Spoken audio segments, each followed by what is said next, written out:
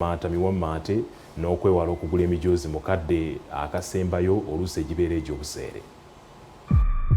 Buli mwaka omwezi ogwokuna Obuganda n'abantu ba Beene beetaba mu misinde gy'amazaalibwa ga Ssaabasajja Kabaka n'ekigendererwa ky'okulwanyisa endwadde ez'enjawulo n'okujagulizaako wamu naye amazaalibwa ge.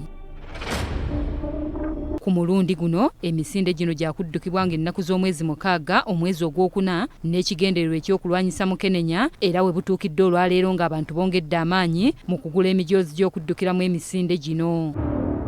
Akulira akakiiko k'abasigansimbi mu maka g'obwa pulezidenti Kano Edith Nakalema aguze emijoozi gy'emisinde gy'amazaalibwa ga Ssaabasajja Kabaka nga gino gimukwasiddwa akulira entambuza y'emirimu ku BBS Terefayina Stephen Dunstan Busuulwa. Twagala okwebaza akakiiko ka State House Investors Protection Unit akakulemberwa Kano Edith Nakalema Sizua okuwagira enteekateeka y'emisinde gy'amazaalibwa ga Kabaka Kabaka's Birthday Run omwaka 2025 bavudde ne bagula emijoozi gya nsimbi empitirivu nga bwemulaba abamu bamazedde okujambala emirala gikyali abatali wona bajja kufuna emisinde gyanga mukaaga era akakiiko kawagidde enteekateeka ya baffe okulwanyisa mukenenya ng'abaami ffe basaalira. Ye Kano Nakalema ategeezezza nti kikakata ku buli muntu okwenyigira mu kulwanyisa mukenenya so nga n'okulwanyisa enguzi Beene abadde mu ssaale era n'akunga abantu abalala okwenyigira mu nteekateeka eno.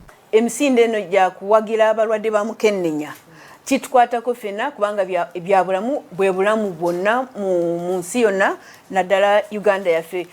Mujjukire nti Ssaabasajja empologoma ya Uganda yakola nnyo yasomesa nnyo okulwanyisa obulyake nabwo n'obuli bw'enguzi naye kimanyiddwa mu East Africa ne Central South Africa nti Ssaabasajja yalwanyisa nnyo mukenenya. Ate ekitongole ekivunaanyizibwa ku kukuba ebiwandiiko bya gavumenti ki Uganda Printing and Publishing Company nakyo tekirutumiddwa mwana bwe kiguza emijoozi 40 okwetaba ku misinde gino. Okunge abakozi b'okola nabo okujja okwetaba mu misinde egy'amazaalibwa ge ogw'omwaka guno 2025. Rebecca Nyakayiru omukwanaganya w'emirimu mu kitongole kino ategeezezza nti basanyufu nnyo olw'omutanda okulengerera ewala ku nsonga eno era n'asaba abaami okubeera abasaale mu kulwanyisa mukenenya bataase omwana omuwala.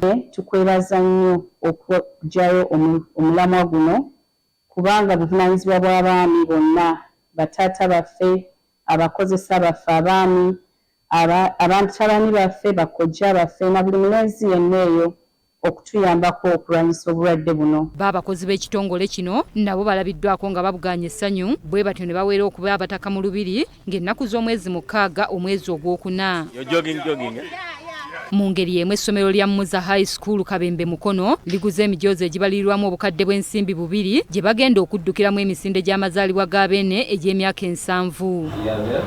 Emijoozi gino gibakwasiddwa akulira entambuza y'emirimu ku BBS Terefayina Stephen Dunstan Busuulwa. Emijoozi gino emiyitirivu gye muguze ku lw'okuwagira enteekateeka ya Kabaka's Birthday Run 2025 genda okubaayo nga mukaaga omwezi ogwa April omwaka 2025. Busuulwa yeebazizza abakulira essomero lino wamu n'abayizi olw'okwenyigira mu nteekateeka y'emisinde buli mwaka ng'akabonero akalaga nti ddala bafaayo okulwanyisa endwadde era n'asaba abantu okwanguwa okugula emijoozi nga teginnaggwaawo. Tukubiza abantu abasigaddeyo nti ennaku zitandise okukeewa mugule emijoozi gino.